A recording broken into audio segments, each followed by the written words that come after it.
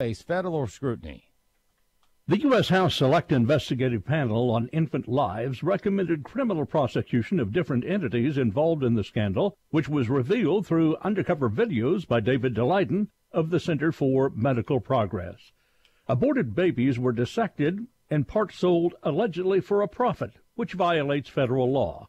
The Presidential Women's Center in West Palm Beach, Florida, was involved, but Cheryl Sullinger of Operation Rescue says the state attorney general apparently will not prosecute.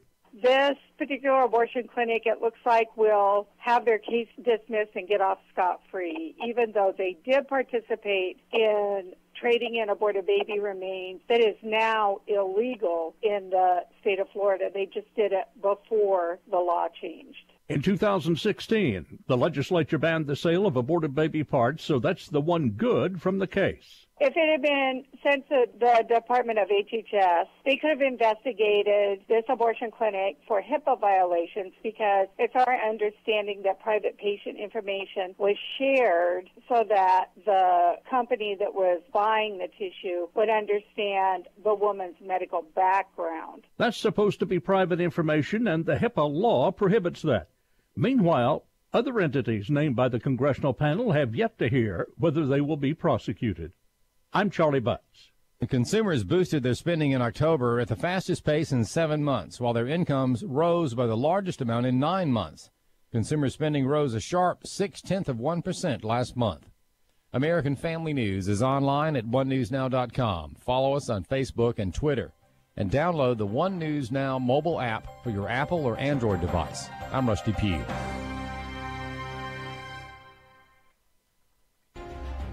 Abraham Hamilton III. God put us in this world at this time to be salt and light. We don't fold because of the darkness that we're facing. This is not the first time in the world's history that it's gotten dark. God has called you and I to be his ambassadors, even in this dark moment. Tune in to the Hamilton Corner, weekdays at 5 p.m. Central on Urban Family Talk.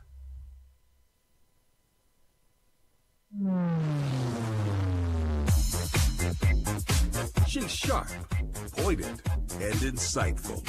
This is Stacy on the Right on American Family Radio and Urban Family Talk. I don't want to see images of kids being hit with tear gas and women and people running from that. No one likes those images. He doesn't use tear gas in the Trump administration, but a fraction of the number of times that the Obama administration used it, because he's much more soft-hearted than President Obama and his administration.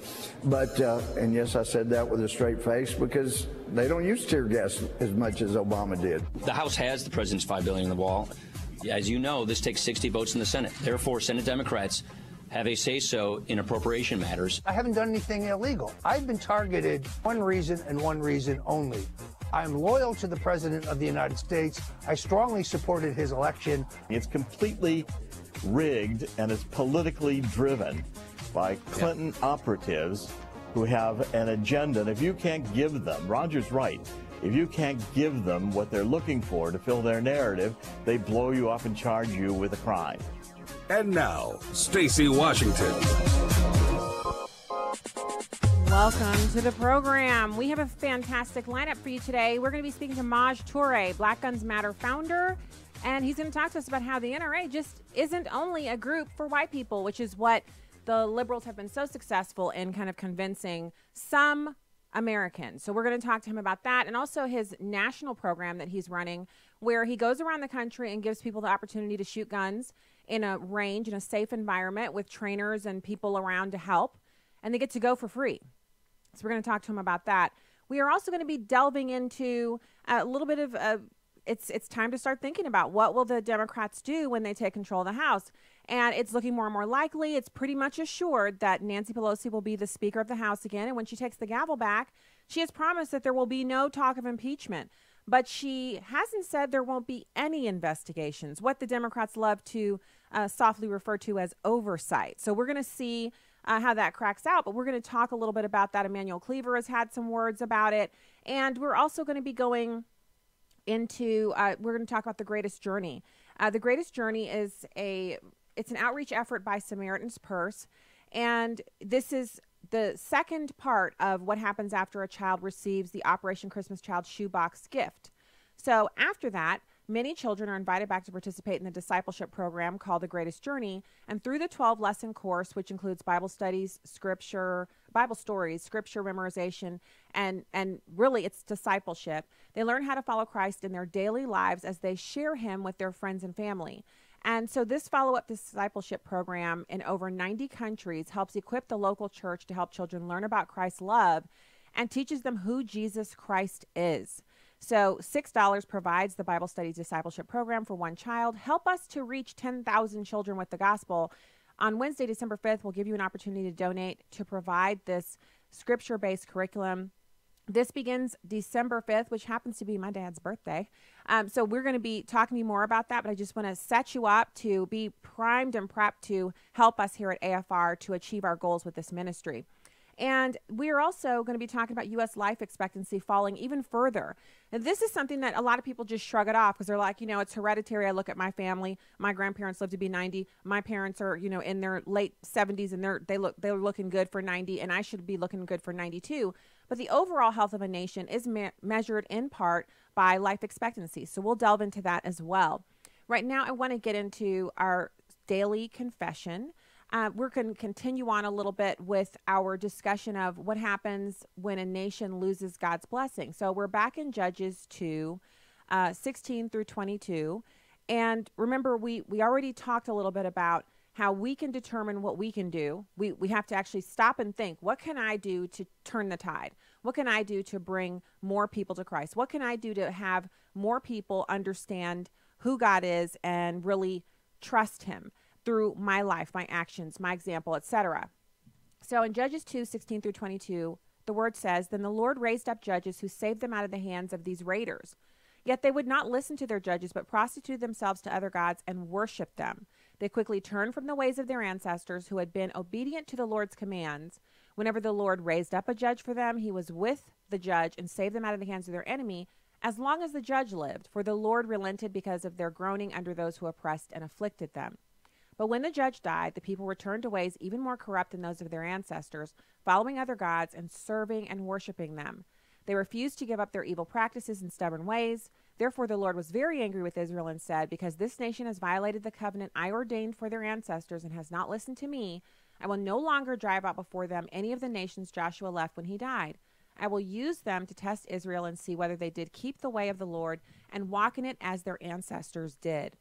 So, what are we to do to determine what we can do to help our nation not lose God's blessing? Well, the pattern that we discussed is the nation drifts from devotion to God and towards sin.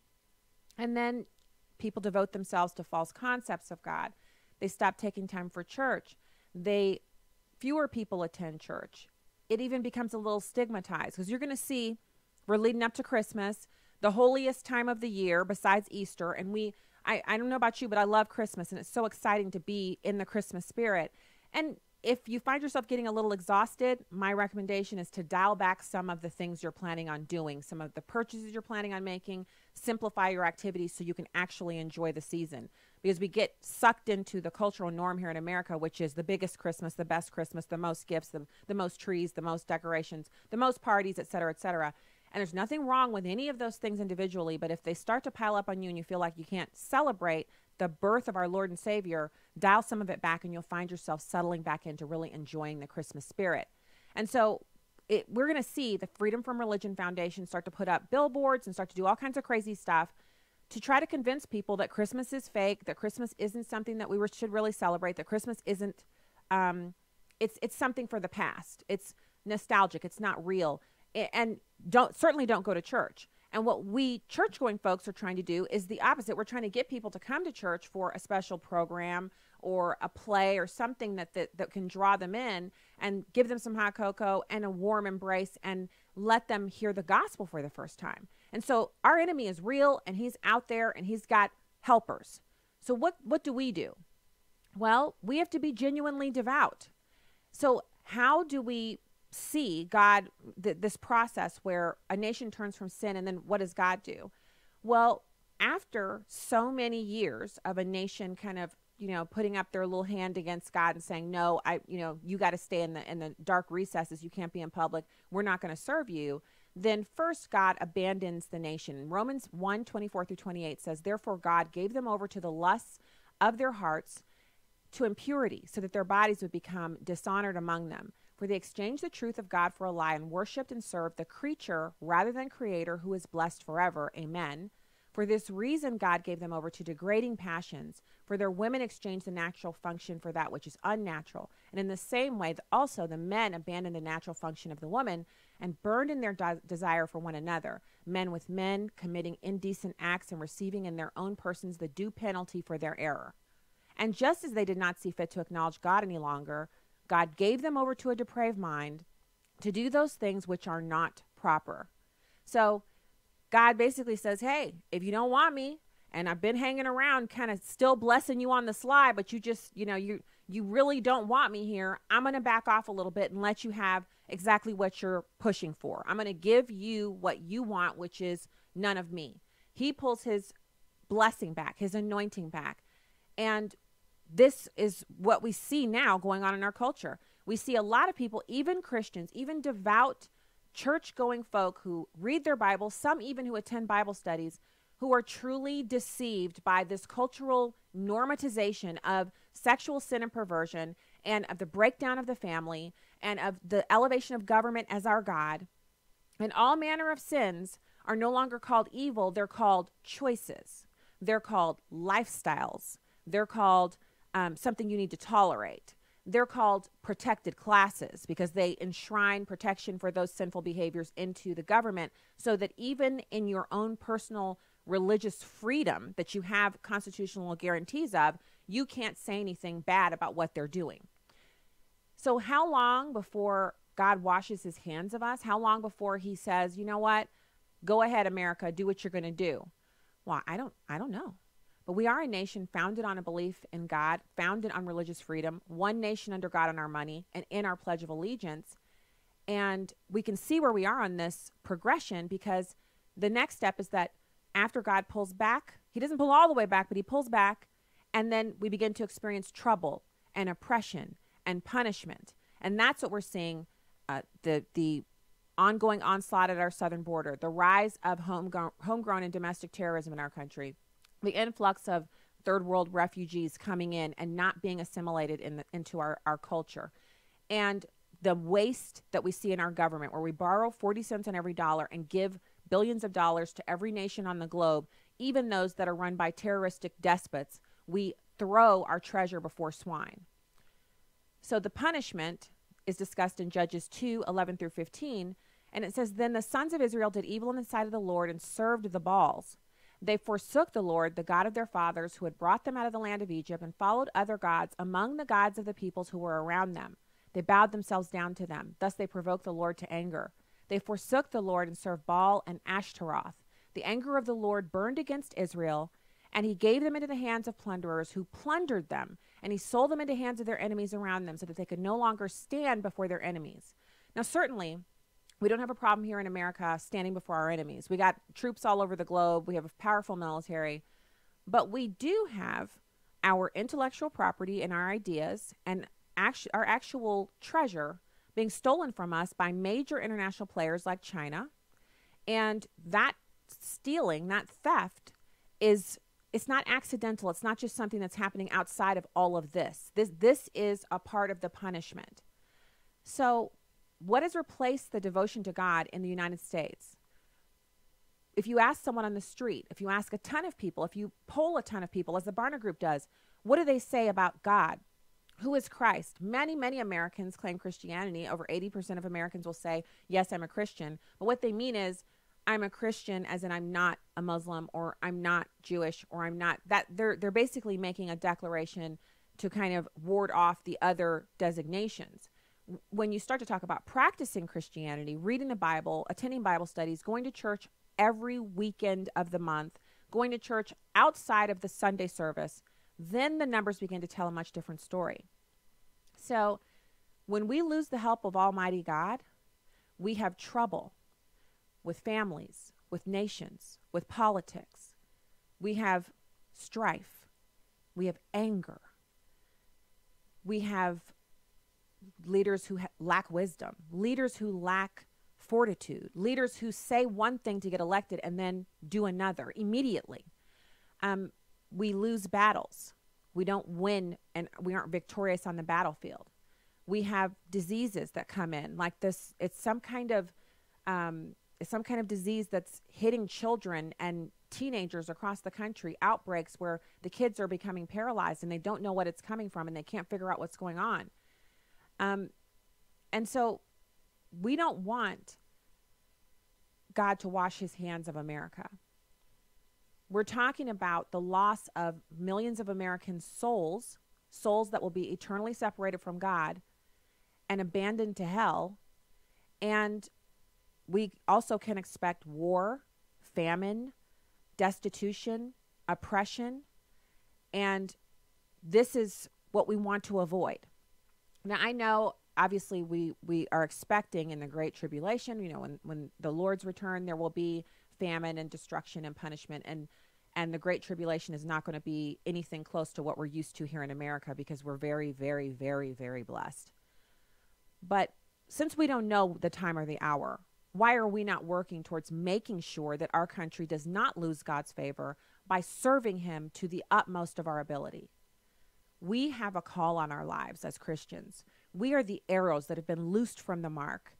God expects us to hit that mark. He didn't let us fly for nothing. We're not out there just whizzing around for our own benefit. We have a job to do for Jesus Christ and for the kingdom. And so I'm encouraging you. We have to cry out for help and for repentance. We have to repent and intercede on behalf of those who do not know Jesus Christ and for our brothers and sisters in the Lord who are being led astray. The Bible says that God's eyes continually rove throughout the earth, searching for a man he can show, a righteous man he can show himself strong in. He also says that when we cry, he is faithful and he immediately will come to our rescue.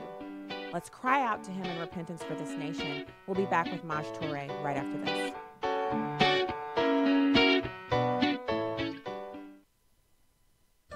Here's Walker Wildman for Redeem Clean Laundry Products. Not only do you get a great product and you get to obviously clean your clothes, get the stains out and use a multi-surface cleaner to clean your countertops and use the dryer sheets. You're doing all of this and the money's going to support the work of American Family Association.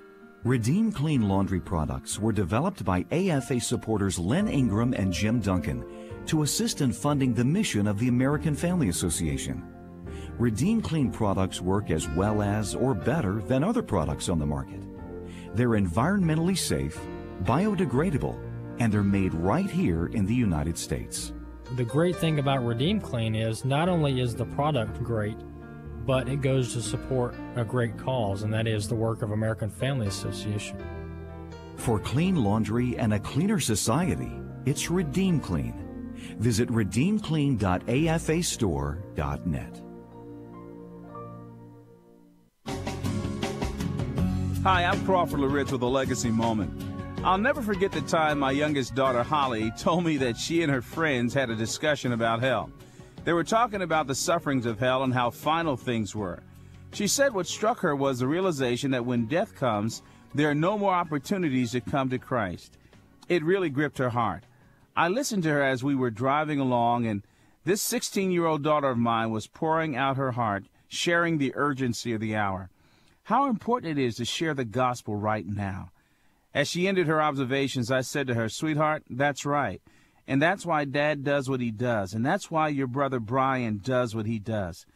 Apart from this life, after it's over, it's really over. There are no more opportunities, no more chances to trust Christ." In John chapter 12, Jesus is closing out his public ministry. He's getting ready to face the cross, and he's retreating from the crowd, and he gets one more opportunity for the people to hear him. Listen to John chapter 12, verse 44. "And Jesus cried out and said, 'Whoever believes in me believes not in me, but in him who sent me.'" In other words, Jesus cried out, "I want to tell you one more time and give you one more chance. If you believe in me, you believe in the one who sent me. I want to call you out of yourself, and I want you to be sure that you know him." Here's what I want you to remember today. What about you? Yeah, you. Stop and just pause for a second. What about you? If you're not sure you're a Christian, please don't procrastinate. Don't put it off another day. Tomorrow really is not promised to you. Stop what you're doing this very moment and give your life to Christ. More information about the ministry of Crawford Loritz can be found online at livingalegacy.org. Join Crawford tomorrow for another Legacy Moment. Welcome back to Stacy on the Right on American Family Radio and Urban Family Talk.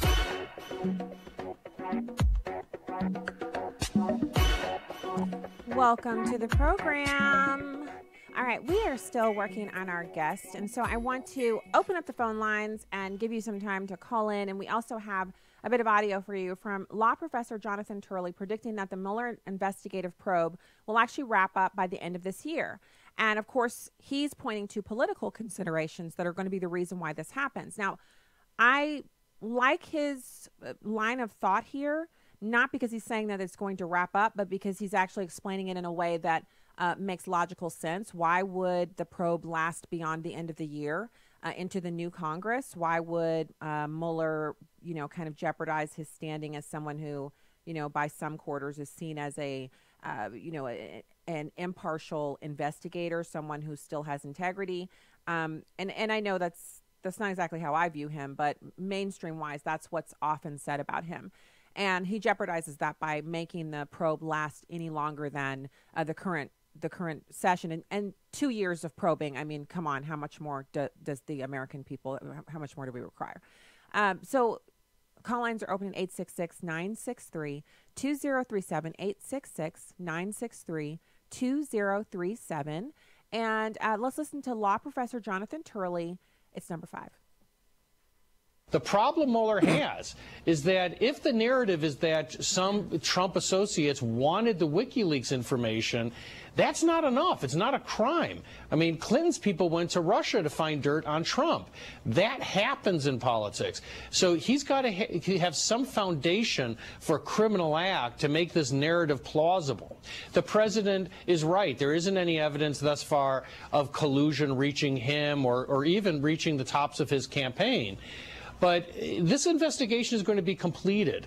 And quite frankly, it's in the president's interest to have it completed, have these facts come out, if what he said in these written answers are true, that there isn't any evidence that he was involved in any collusion. I think that Mueller is looking at the end of the year to try to wrap things up. It makes sense to issue at least one report before the year end. If he waits until Congress comes in, it looks like he's feeding material to the Democrats. So it would be better for him to get out a report before the end of the year.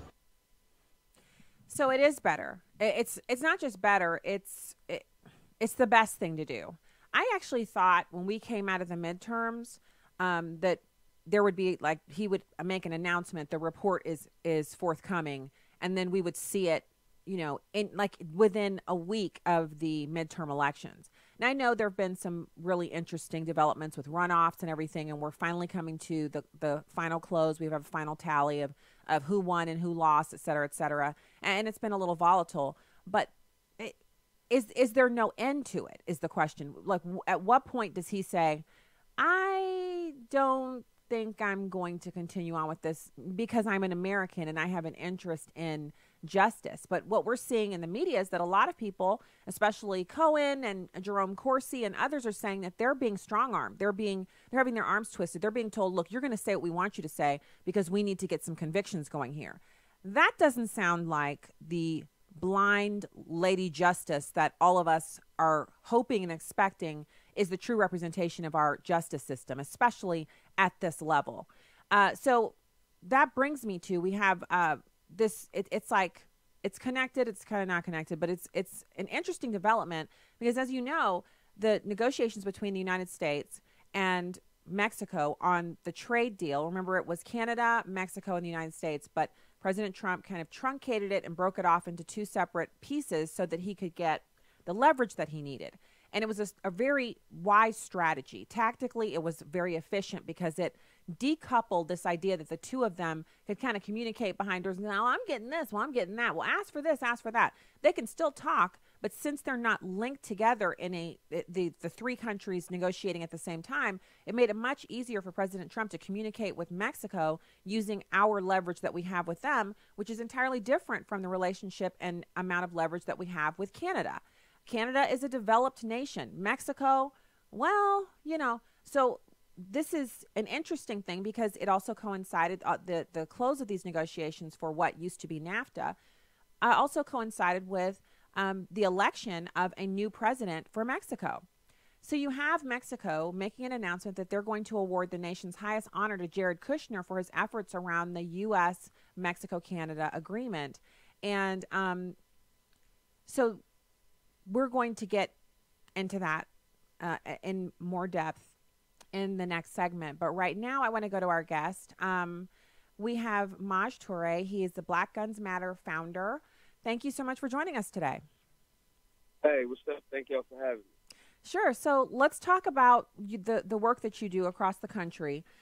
You have something called the Black Guns Matter group, and you use it to host free firearm and conflict resolution training for urban communities across the country. What made you start this up?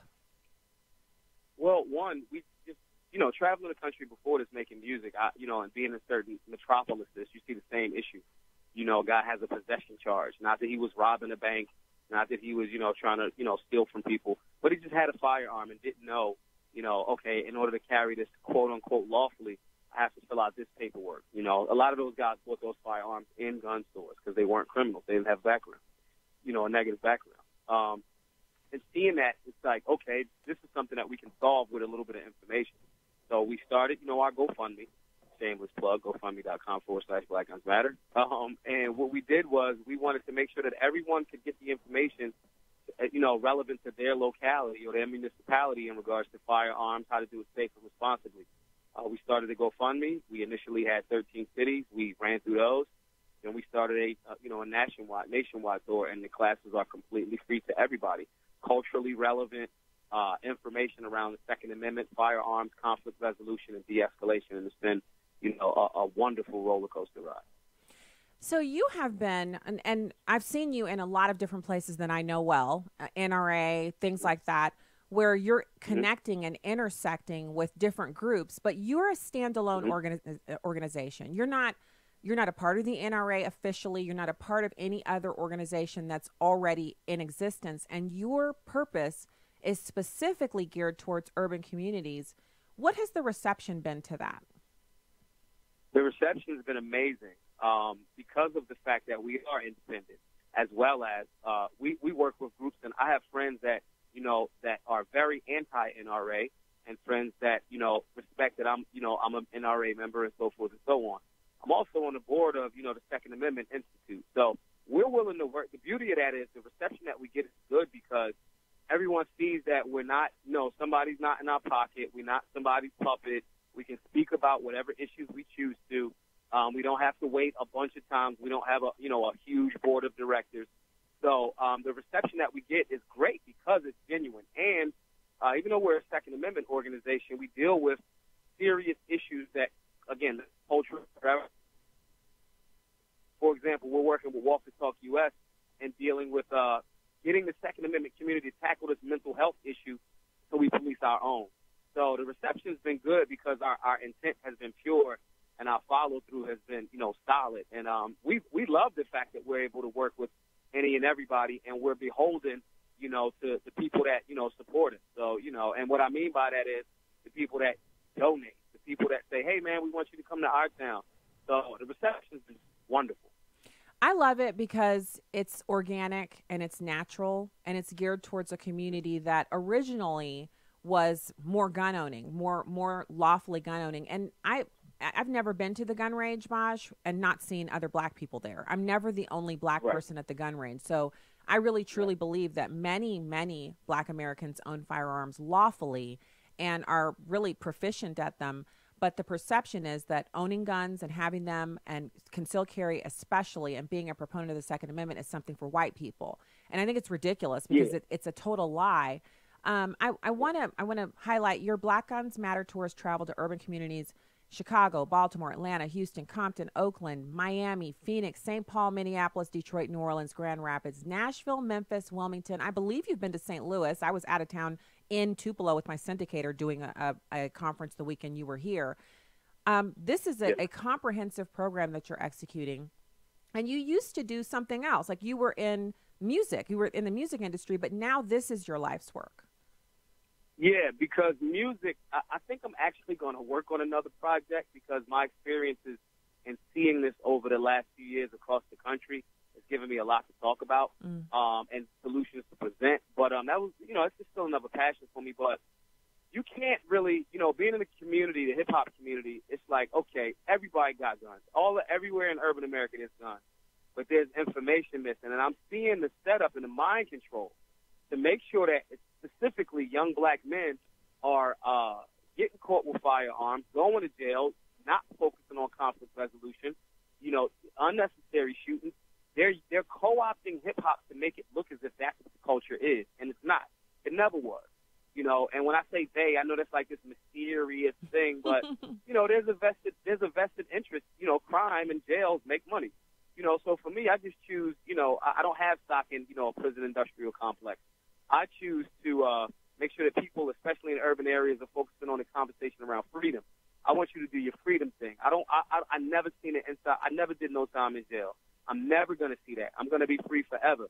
That's not cool. Whoever told you it was the spot on whatever TV show or movie that had an urban spin to it, they lying. All of my same thing. Like, it is not the spot.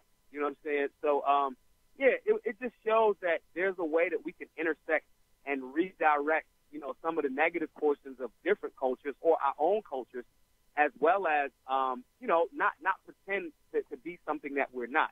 I'm an urban dude, I'm a high school dropout, but I'm well informed, and that resonates, and that translates beyond a particular race. Urban could be black, Spanish, white, doesn't matter. If you're an urban member or a member of the hood across America, whether that hood is suburban or rural, you've been, successfully duped, for the most part, into not exercising your human right to self-defense via the Second Amendment, and it's just our job to make sure that we're presenting cultures that are honest and genuinely leaning our demographic into the conversation and the actions around freedom and liberty. Okay, so I'm loving this, and I think a lot of people in the listening audience are really like, it kind of blows you away. The first time I saw one of your online, basically a video of one of your presentations, I was like, whoa, this is so different because you're not really talking politics. You're talking the very basics of being able to live in America. We have rights. We have the ability to exercise those rights. But if we're not informed, we don't know that we need a permit to carry a firearm, then we're going to actually get in trouble and end up incarcerated for something that is our natural right to do. And I just don't see people talking about that the way that you have. And so I really commend you for that. And I think the work that you're doing is so important. But I want to pivot over. We just have a couple minutes left here. And I want to get your opinion on what next steps are for the gun community after this shooting in Alabama. You have this good guy with a gun who happens to be black, and he shoots. Well, I don't know that he shot the guy. There was a shooting, and he intervened to save lives and had the perpetrator down, and the police arrived and without asking any questions, shot him and killed him. Didn't wound him, but killed him. And this was like a really great kid, not some person who was, previously in trouble with the law and was out on parole and had a gun illegally. He was a lawful gun owner acting in the role of good guy with a gun, which I talk about this all the time, Maj. I go on NRA TV and talk about it. I've talked about it at rallies and you name it. I've written about it. And I'm always saying that the good guy with the gun, he's the first responder before the police get there. But this just blows that out of the water. Talk to us about where we go from here. So I actually tweeted about this earlier today.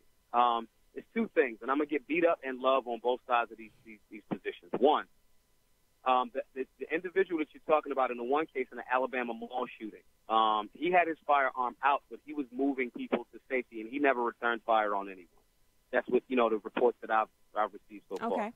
The problem there is, in a chaotic situation, you have to take control of the scenario and communicate very effectively. There is a lack of training on the citizen's part and what you do in a defensive gun usage situation, how you communicate, how you're communicating with, dispatch to let them know, hey, I'm the good guy with a firearm. My description is X, Y, Z. To my knowledge so far, based on the limited information that I have, that was not done. As a law enforcement officer, their training is not reflective of the millions upon millions of new CCW carriers there are across the nation. Their conditioning or training tells them that if a person is not in uniform and they are not law enforcement, they're potentially the threat. The problem there is training does not reflect the good guy with the gun. It's outdated. The solution for those scenarios is training. So you know that even if it's a defensive gun usage in your home, hey, there's been a shooting at whatever address. I'm the good guy. I am wearing X, Y, Z. Police and ambulance, bam. That's the end of the discussion. You are not out there with your firearm when law enforcement, shows up, when the threat is down. That's a missing in training and education. Again, back to the officers. I think the officers are in chaotic situations, especially that Alabama mall shooting. I think that they qualify in most departments. Their qualifications are only once a year on paper targets, and that does not necessarily reflect a real-life shooting scenario. And I think, it's chaos. And if both people do not have that level of training, I'm the officer that the media has told me there's a mass shooting every week, which is not true. Right. My adrenaline is up, and if I'm going to revert to my lowest level of training. And that training is anybody that's not with me that has a gun is going to be the bad guy I'm shooting. That officer has to live with that homicide for the rest of his life or her life. Now, that doesn't mean that it was malicious. It just means that they still took a life. Same thing, we can tie that all the way back into Philando Castile. We're running out of time, but you know what I'd love to do? If you have time, can you hold over so you can finish that thought about Orlando Castile? Because I'm sure. I want to hear that. So let me put you on hold. We have Maj Toure of Black Guns Matter. He's the founder. He's going to hold over the break and be back with us after these messages. Stacy on the right will return in just a moment. Keep it here.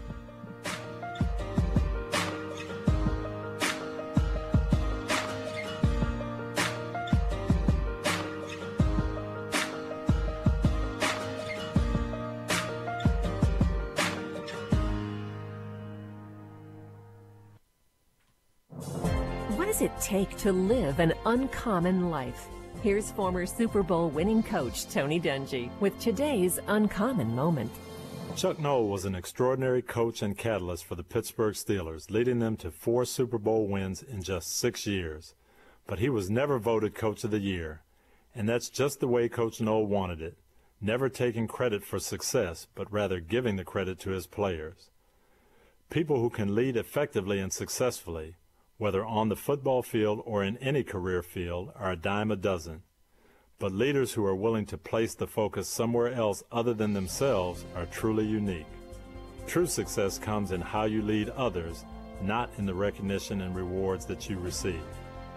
New York Times best-selling author Tony Dungy, author of the popular Uncommon book series. Discover more at CoachDungy.com. That's CoachDungy.com.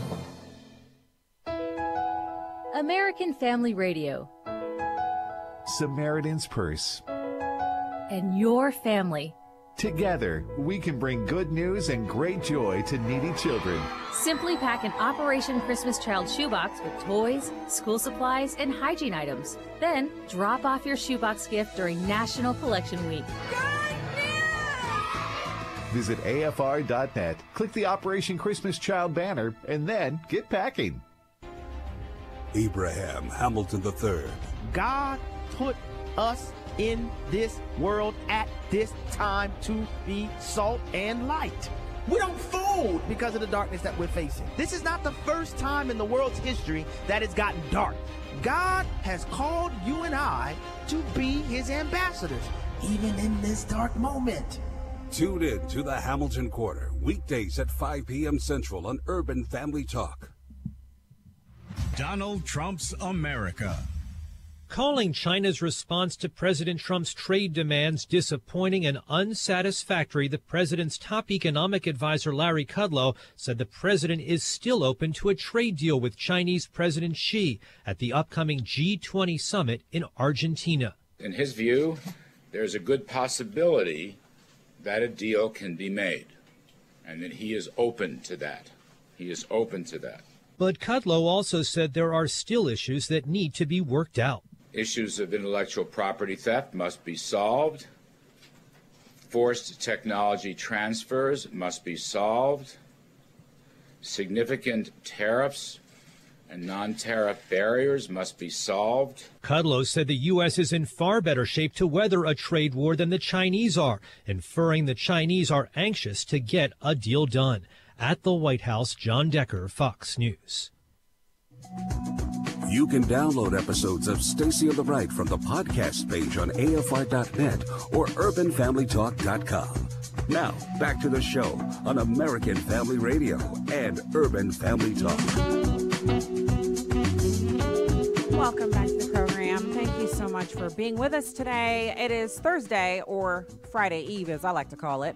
And so I've been having a really, it's informative, and it's exactly what we need right now in light of what's going on in our country, discussion with the founder of Black Guns Matter, Maj Toure. Maj, thank you so much for holding over the break to continue our discussion. Super important information that you're sharing, and we need not just your perspective, but your expertise here, because there's so much going on. And Americans are really at a loss, because I'm a huge proponent of law enforcement. My dad's in law enforcement, carries the gun and the badge every day. But then there's also the issue of, and my dad and I have talked about this, there are situations in which the police, due to their training, are reacting in ways that are causing issues in communities. And without being anti-police, we can have these discussions. We can talk about training. We can talk about the new reality, which is that so many millions more Americans are actually carrying concealed, and that we do have these numbers from the CDC that were hidden from us but are now known about defensive gun use. We're talking about millions of times a year. So this is a good thing. We want to have defensive gun use be high and crime be low, but we need to improve these interactions. Now, you mentioned Orlando Castile. Let's talk about that a little bit. Yeah, so Mr. Castile, first I want to say rest in peace to him, respect and love to his friends and family members. After that verdict came out, we did a class in Minneapolis, St. Paul, just because we knew tensions were going to be high and people were going to need information and not emotionalism. So in that scenario, and again, I got beat up a little bit, because the reality is Minnesota is not a duty to notify state, meaning if you have a firearm, you have no legal obligation in a routine traffic stop or anything to notify that law enforcement officer. And the reason for that is, unfortunately, of why he was murdered. You happen to run into an officer who is not aware or is biased, because that's what I think happened with Officer Yanez. What happened here is you are biased and you hear someone say, I have a gun, and you get nervous because you're not trained very well. So that's in essence what happened. Now, if I'm Mr. Castile, and I know that, if I know that Minnesota is not a duty to notify state, right? Mm-hmm. I don't tell the officer. I hand him my license for whatever the thing is, my reason for the pullover, and we move on about our merry way. Those are the things that, people need to know. That situation goes totally different. Even if that officer had a bias, there's no reason to trigger the bias. There's no reason to trigger the bias because there's no conversation about a firearm. So all of those things are, basically good information that people need to have in order to, make a decision. And those are the things that, it's not that doesn't necessarily like on the range training. That's just law and how you handle yourself and how you de-escalate based on the rules, of the particular state that you're in. What I'm also seeing is, because that information is missing, and it's highlighted the negative portions of what the reaction happened. You have things like people like Trevor Noah saying the Second Amendment is absolutely not for black people, and that's the most racist thing on earth. And I know that he's coming from a victim or fear-based thought process. He's That's not even an an American. educated position. See, my problem with him is that he's, he speaks to our cultural norms and what we have going on here in America, but he's not an American. He wasn't born here. And Maj, you know just as well as I do, there's so many slogans about it, but I'll just keep it direct. He doesn't have the same blood or attitude that we have. He's not one of us. Now, he can live here and he can do a show, and it's all good for him. He's free to do as he pleases and move about the country. But his commentary is so far off the mark because he doesn't understand American culture and what our rights are. He's just like, like a snowflake. I think that he is snowflaking a bit, but I think that there's an opportunity there. I tweeted him today, and if the listeners want to, tweet, retweet it or whatever, they can follow me or whatever. But to me, it's like, listen, you're saying that you're willing to have conversations and be open with anyone. You've made a statement that Black Americans, the Second Amendment isn't for us. So the idea there is, okay, so we leave the firearms up to law enforcement, but on the double down, you're saying, oh, but law enforcement are killing us. So don't have a gun. If we're getting killed if we unarmed, so just go peacefully to death? No, the reality of the situation is this. There's education, training, and information missing on all sides. And I would be open to have that conversation with him unless it's just a soundbite for him. Now, I'm kind of like Brad Pitt in the movie Seven. I'm still, maybe hopelessly, but still optimistic. A lot of my older trainer friends are like, yeah, it's done for him. Like, it's over. But the reality is I think he's a great teachable moment. Because, no, like you said earlier, Black people in America have a long and storied, rich history with firearms. We fought in every major war. Mm-hmm. We are the reason for gun control in the first place. All gun control is racist. So who better than to have a stake in making sure that history and that information and that tradition is kept on than Black Americans? Mm. I'm tweeting him now. You should have Maj on. He has this. Let's see how this works out. Yeah. He has this thing. So did you He's been see? ignoring my father's solutionaries today so far. Okay, well, have you seen? He's got some contest going on where you can go on his show as a guest, but you have to you apply to go in the audience, and then in the audience he interviews you.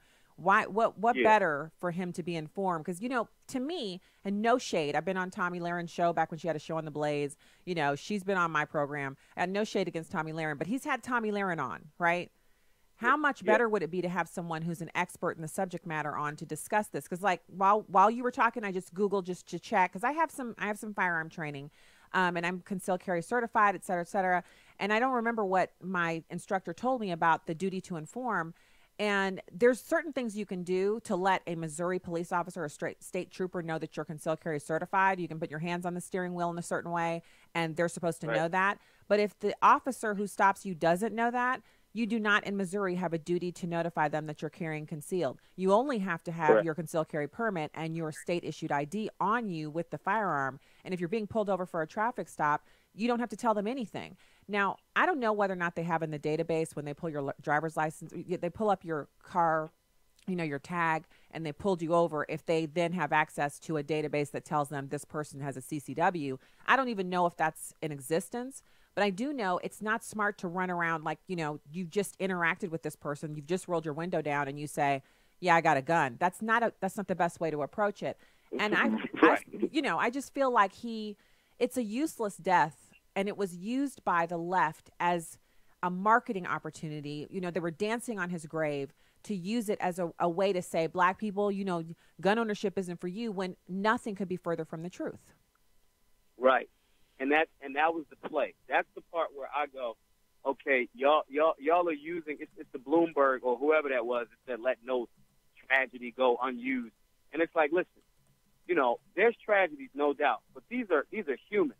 These are humans, and I get, you got an agenda and all these other different things. I have an agenda.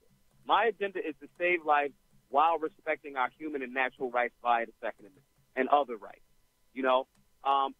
And there is that thing there. So it's no different than when I go, check my gun in at the airport. I don't walk up to the counter and go, yo, I got a gun. I have a firearm to declare. Again, we tying all this back into education and information.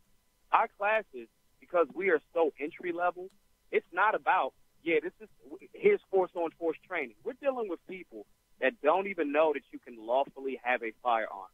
the left has done an extremely good job of convincing urban America that if you have a gun, you must be the bad guy, or you got to be law enforcement, or you must have been in the military. You can't be a stand-up citizen that wants to respect life, protect life, love your friends and family, or you just want to be involved in the shooting sports or using firearms for investment. These are things that we have to push culturally. Our next wave of Black Guns Matter classes are centered around, yes, we're going to have the firearm safety and all of that, but we have to break some of those social misnomers and taboos. Our new structure of class is around conversation, conflict resolution, and de-escalation as the highlight. You can't, get people to be armed and responsible firearms owners if they're still basing their choices off of incorrect information and fear that if they have a firearm, they're going to die because they're black. Now, are there some officers like the guy that a year or so just happened in Milwaukee? The footage just came out last week. Are there officers that are killing black men? Oh, yes, absolutely, yes. That is a real thing. That is the definition of tyranny. But the thing to that is, what I love about some of my white followers is they understand that that's tyranny on both sides, whether you white, black, Spanish, Asian, right, left. Tyranny doesn't care. And as long as we remain uninformed on our civics, on our, human rights and things of that nature, tyranny is going to continue. Now, they'll keep us boxed into these racial paradigms so we don't work together, but that's to their benefit and to our detriment. So all of these things that you're saying are extremely accurate. I did Tommy Laren's show a few years ago as well. Everybody told me not to do it. It was one of the best shows I ever did. It was. It was awesome. Point, we disagreed on others. I really wish that she could have stayed where she was. I get it. I get, she made wrong comments about abortion, and I totally disagreed with her on them. I thought they were so uninformed. But she is in her 20s. And when I was in my 20s, I was a liberal voting for Bill Clinton and, running around doing whatever I thought was right as a liberal. And now here I am. I'm so far on the right that, a few places are actually calling me, I forget what it is. It's like a little designation they give you if you're part of a hate group. They calling you with the identity extremist? Right, yeah. And it's all good. I when I have enemies like that, I know I'm right over the target. I'm good to go. I'm not hurt, but it's just interesting to see. I hope the Fox Nation thing takes off and she can get some of that back with interviewing people like yourself to get that information out there, because the platform for her is still huge, and we still have so many people out there who need to be reached with the message that you're sharing. I commend you for it. I think it's really hard work that you're doing, and it's fun. I know you have a lot of fun, but you also get flack from both sides. You make statements like there are cops out there who there's bad people in every profession. I've gotten in trouble for saying that, but it's the truth. There are bad people in every profession. There are bad doctors, bad lawyers. There are bad radio hosts. So they're going to be bad cops too. But saying that doesn't mean I'm against police. It means that I'm acknowledging the realities. And I hope and pray that people remember that you're, funded by the GoFundMe, and you need to keep that rolling in order to do these things. And if the training just continues to grow, I hope you explode. I hope Dude has you on the show, the South African Dude. I hope he has you on his program so we can have some truth on there for a few minutes. And I hope you'll come back to us. Me and him can fly to South Africa. I'm going to South Africa next month. We can have a conversation over there. Yeah, he should go back with you so he can visit his mom, because his new documentary is about him being the son of Patricia. So y'all could chat about that. You could chat about guns. I'm serious. I think it's better for Trevor Noah, if he wants to understand American culture. Why not see all sides of it instead of just the leftist perspective? Keep growing that army, Maj. It's good work that you're doing. Thank you for coming on today. Thank you so much for having me. All right. Talk to you again soon. That's Maj Toure. You can find him at Maj Toure on Twitter. I just tweeted him. If you want to go the easy route, just go to my Twitter feed, and you can see where I tweeted him and Trevor Noah. You can retweet that, and that would be fantastic, because we hope that they'll get some traction on that idea. And it's not so much that I care about Trevor Noah at all. I don't watch his show. I've watched a few clips, but he's a leftist. My deal with him is that he has this huge audience, and a lot of his audience are younger, because that's the demographic that he's geared towards. He's young, and the people that he speaks to are younger. And I mean these 20 and 30-year-olds. And what is so fascinating about that is these are people who really, they're kind of rah-rah, and they support him because they love his show and they love how he snaps people and all that. But if he were to present a nugget of truth to them, they would, wait, hold up, put a pin in it, pause it, hit the pause button. What did he just say? And they would listen. And he has enough credibility with his audience that if he presented some truth like what Maj Toure just shared, it would be an opportunity for those listeners to be informed. And Trevor Noah does not have to become a Republican or a conservative or a right-winger or a Christian in order to have Maj Toure on the show and have a good program. It would give him a lot more credibility with those of us who really see him as some kind of performer as opposed to an informer. And, you know, we can always keep hope alive, right?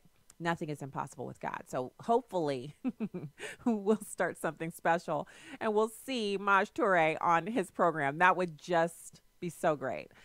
So now we have 1 minute left.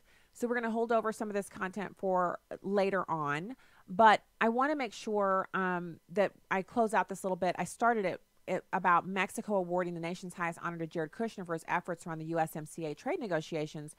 So Kushner's going to receive the prize for his contributions to achieve the negotiation of the new United States-Mexico-Canada agreement, according to a statement by Mexico's Foreign Relations Secretariat. Now, Peña Nieto will present Kushner the award today at the Group of 20 Summit in Argentina. His participation was a determinant factor to start the process of renegotiation of NAFTA, avoiding a unilateral exit by the United States from said treaty, and his constant and effective involvement was key in achieving a successful close of negotiations.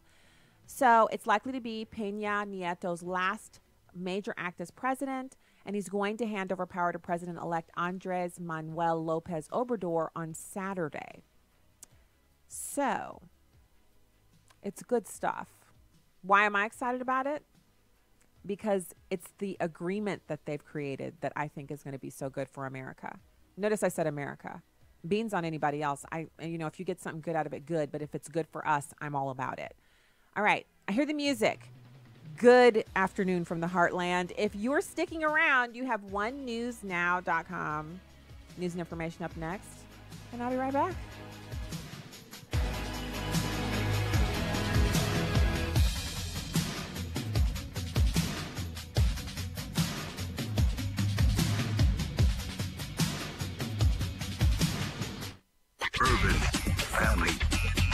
Urban Family Talk.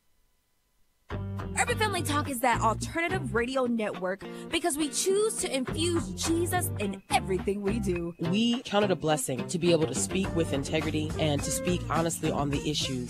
Thank you for joining us, partnering with us, being a part of Urban Family Talk. Urban Family Talk. Urban Family Talk. Urban Family Talk, so that we can stand for the gospel. Truth. Wisdom. Empowerment. Urban Family Talk. A ministry of the American Family Association.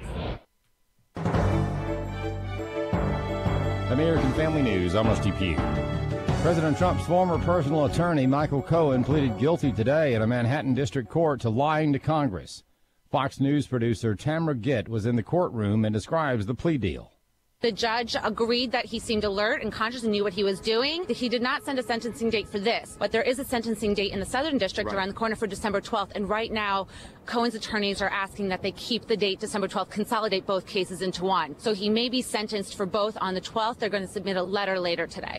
During the hearing, Cohen's attorney said the plea deal today involved cooperation with the Mueller investigation. Meanwhile, President Trump is blasting the Russia probe again on Twitter. More from Rachel Sutherland. Will it just go on forever? That's one of the president's tweets about the Russia probe, calling it an illegal Joseph McCarthy-style witch hunt, one that has shattered so many lives. This is reports circulate about President Trump's written answers to special counsel Robert Mueller's questions. In one response, the president said that advisor Roger Stone never told him about WikiLeaks' intent to dump hacked Democratic Party emails. In another, he reportedly said he was not told about a June 2016 meeting at Trump Tower with a Russian lawyer who was promising dirt on Hillary Clinton. In Washington, Rachel Sutherland, Fox News. What some people might consider a new era of medicine, others deem unethical. More from Chris Woodward. A Chinese scientist is making headlines after he supposedly used CRISPR to make the first genetically edited babies.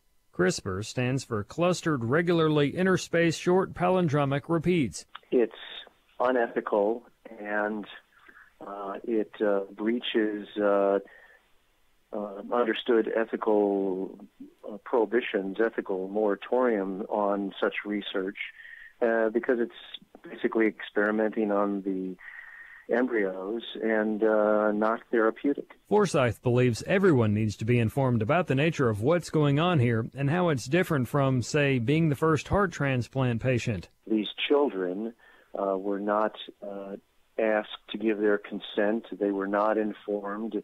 They were not adult patients who were told about the risks and potential benefits before they underwent this procedure. Apparently, the parents gave consent, but it's questionable whether they were even informed about what is going on here and what the implications are. The scientist in question reportedly removed from the embryos a gene that may be a factor in HIV infection. Forsyth adds there are other ways of protecting against HIV infection. I'm Chris Woodward. Campus Reform reports vandals repeatedly destroyed a pro-life display on an Ohio college campus. Bob Kellogg has a report. It has become an annual occurrence. Matt Lamb of Students for Life of America says unidentified attackers at Miami University of Ohio again this year destroyed the SFLA chapter's Cemetery of Innocents display, not once, but 4 times in 5 days, attacking each time it was restored. But what's actually kind of interesting about this story is the administration actually came up pretty quickly and condemned the violence, posted a statement on their website, sent out an email, and offered to help us replace some of our materials that were destroyed. He says that students are no longer being taught how to openly and honestly debate those who have viewpoints with which they disagree. What they do is anytime they see a disagreement, which in this case would be a pro-life display, they take it out by destroying the display instead of just coming up to our students and talking to them about what's that display about or kind of learning their point of view. He says SFLA has listed all of the verifiable acts of vandalism to their pro-life displays nationwide since 2012 on their website. To date, there have been more than 80 such incidents. I'm Bob Kellogg.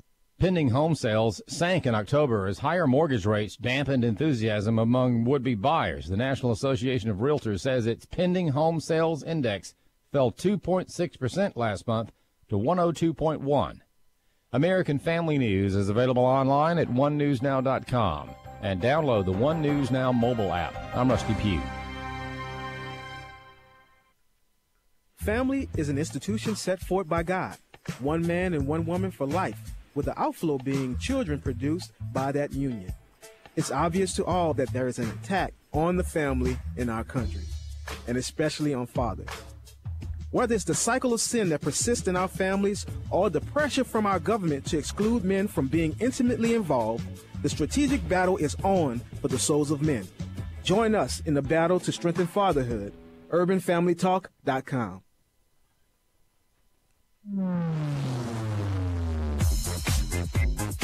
She's sharp, pointed, and insightful.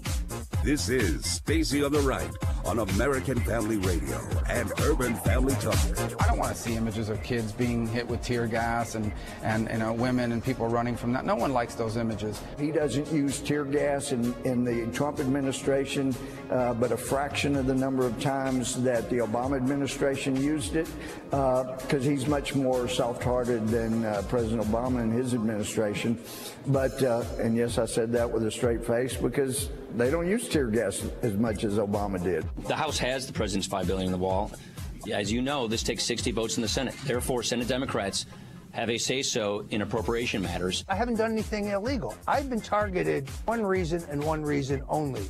I'm loyal to the President of the United States. I strongly supported his election. It's completely rigged and it's politically driven by Clinton operatives who have an agenda. And if you can't give them, Roger's right, if you can't give them what they're looking for to fill their narrative, they blow you up and charge you with a crime. And now, Stacy Washington. Welcome to the program. Thank you so much for being here today. It's exciting, exciting, exciting.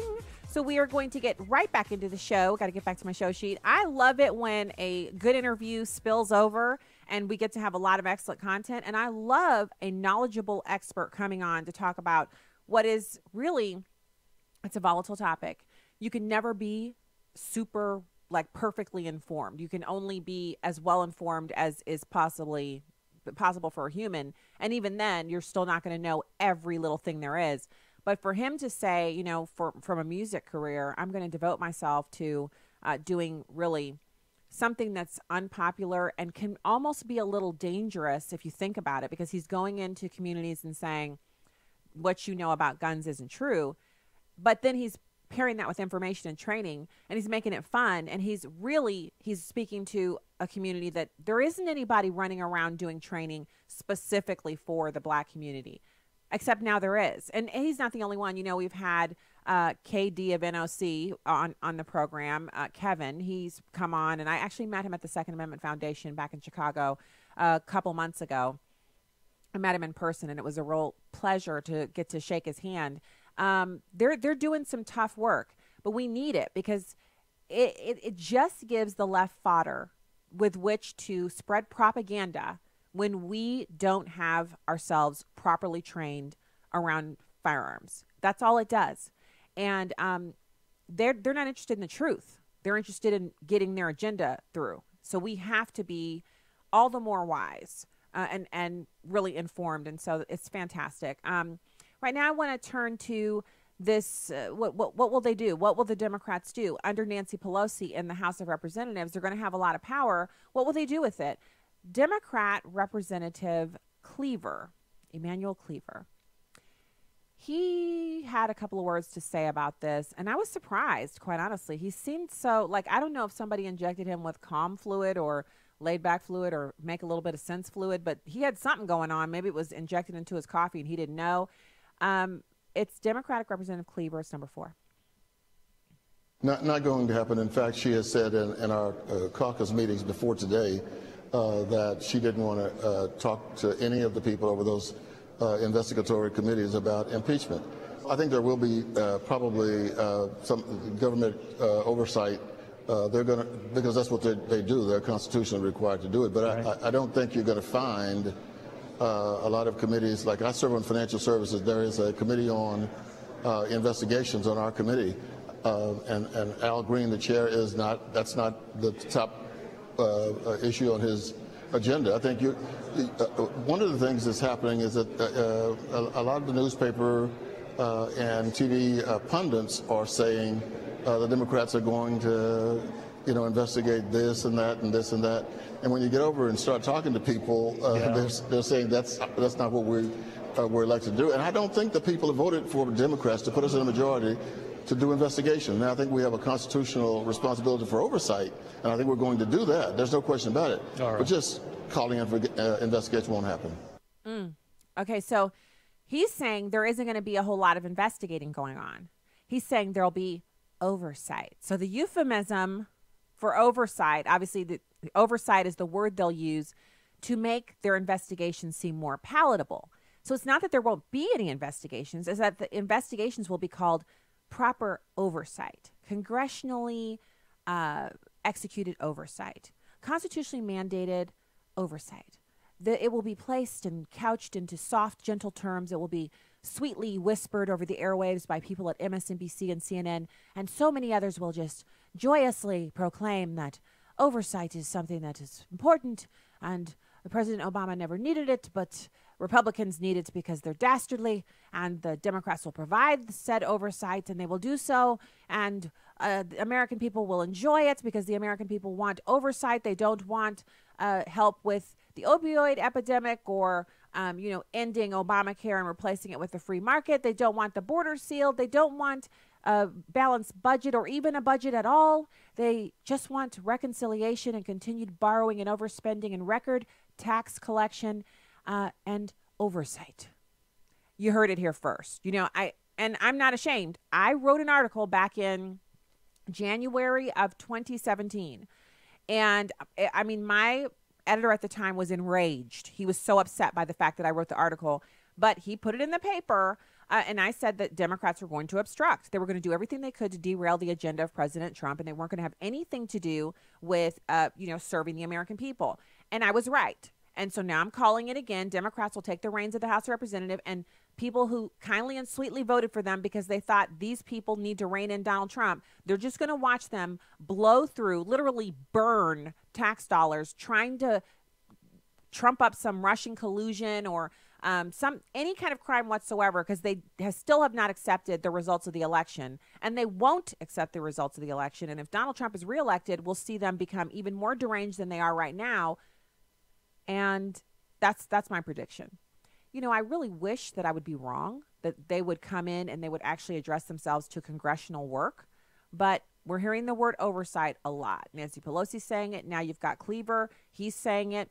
And he's saying it so calmly. He's just like, oh, no, there won't be any impeachment. The question was, will you use the majority in the House as Democrats to launch a never-ending stream of investigations? And he said, no, we're not going to do anything with impeachment. And the interviewer said, but no, I didn't say impeachment. I'm talking about the investigations, just investigating him for eating a ham sandwich on a Tuesday. And he said, oh, no, we're not. We're going to do congressional oversight. So that's, no, we're not. We're going to do it our way. But yes, we are. There it is. So I said we would take calls last segment. If you are itching to get in here, the call lines are open at 866-963-2037, 866-963-2037. So let's pivot over to the wall. You know, you've got, and there's two things here. First of all, so Senator Marco Rubio, he was with that Gang of Eight thing that I hated, but he makes an excellent point here about the wall. So the House and Democrats in the Senate have said that they only have $1.6 billion that they're willing to allocate towards building the wall. And as you and I know, the president originally asked for $26 million. But he's now reduced that request to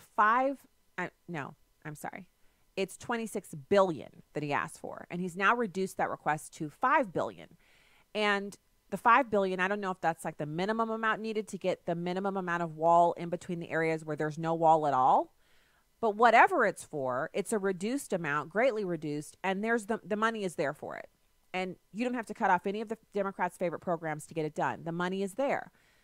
But the Democrats are saying they only have $1.5 billion for it, like they gave last year, $1.5 billion, which is pure silliness. So Marco Rubio makes a point about it that I love it when people use pictorial illustrations and analogies, because it really paints a picture for you. You can get it in your brain that this is or isn't going to work. So here is Senator Rubio, number 3.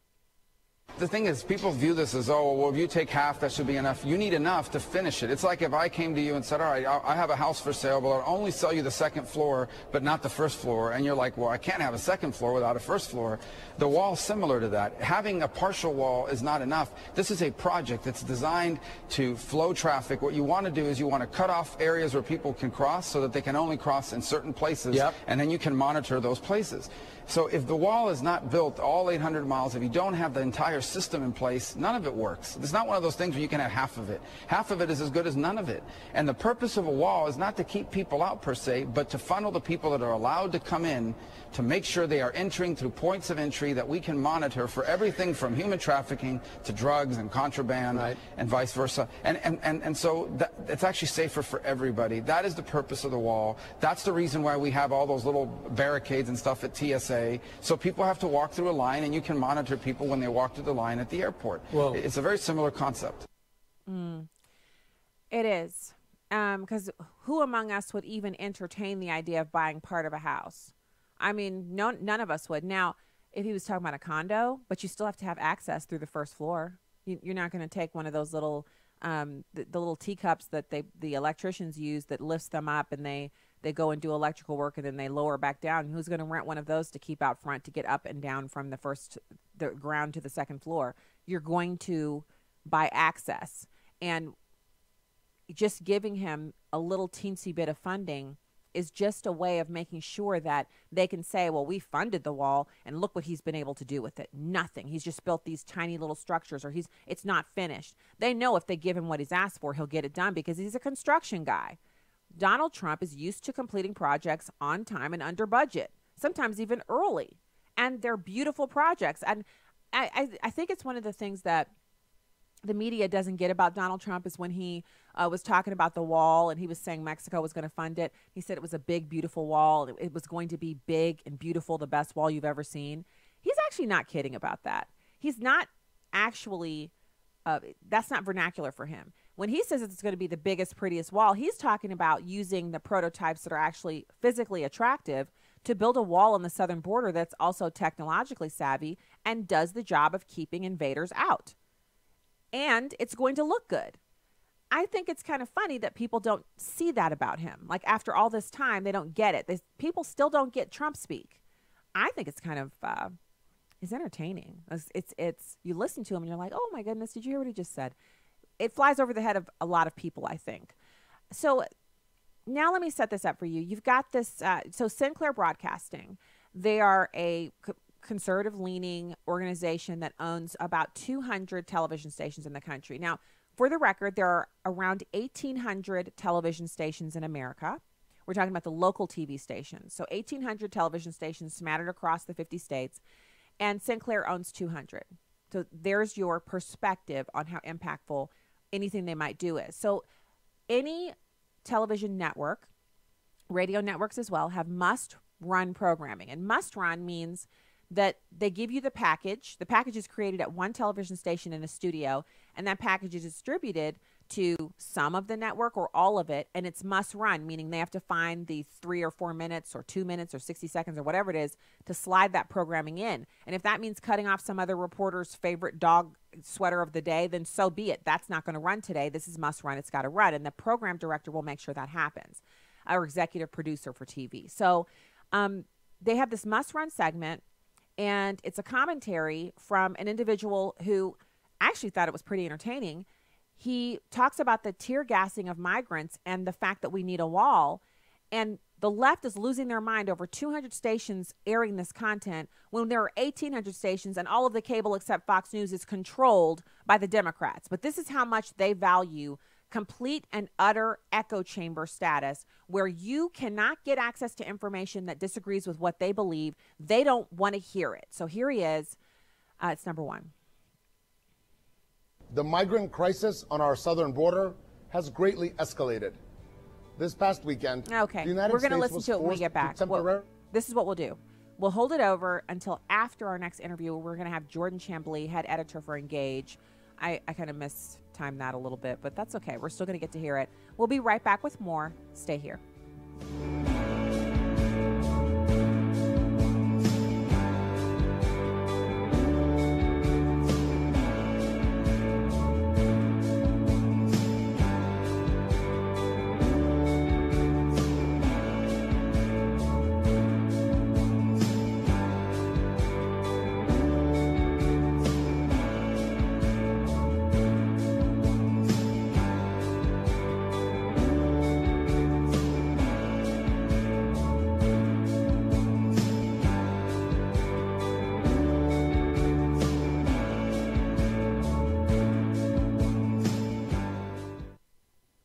Hello, everyone. I'm Tim Wildman, president of American Family Association and American Family Radio. You know, our tours each year fill up quickly. And so I'm letting you know now, don't tell anybody else now, that the 2019 Spiritual Heritage Tours are planned for June and for September. So if you want to go this year, that is 2019, you need to let us know as soon as you can. Visit the website spiritualheritagetours.com. spiritualheritagetours.com. Again, those are two separate trips, one to Williamsburg, Jamestown, and Yorktown, and the other one to Washington, D.C. and George Washington's Mount Vernon.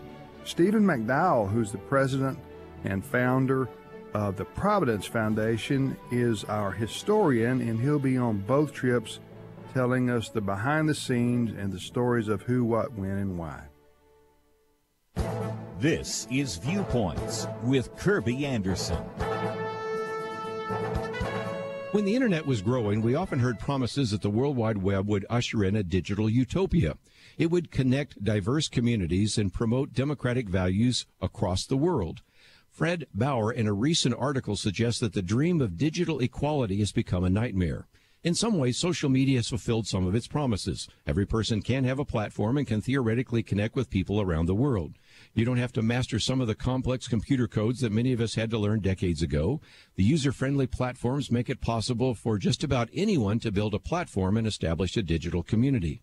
But the harsh reality is that these social media platforms have coalesced around a small number of powerful players. These high-tech giants have immense power in determining which voices are heard and which are eliminated. Sometimes it's done by human actions, but often it is accomplished by shifting algorithms that determine who can be heard and who is eliminated. We often hear about the social media mobs that demonstrate a mob mentality towards views and people they dislike. But Fred Bauer explains that many of these movements are not bottom-up affairs. They are social media pressure campaigns harnessed by people who already have significant platforms. They merely pick out targets for their followers to attack and collaborate with others in order to make their message seem larger than it actually may be. His article is a reminder that many of these online battles on social media should not be seen as a reaction from the people, but actually orchestrated campaigns against selected targets. This isn't the internet we were promised a few decades ago, and it's worth understanding how activists are using social media today against many of us. I'm Kirby Anderson, and that's my point of view.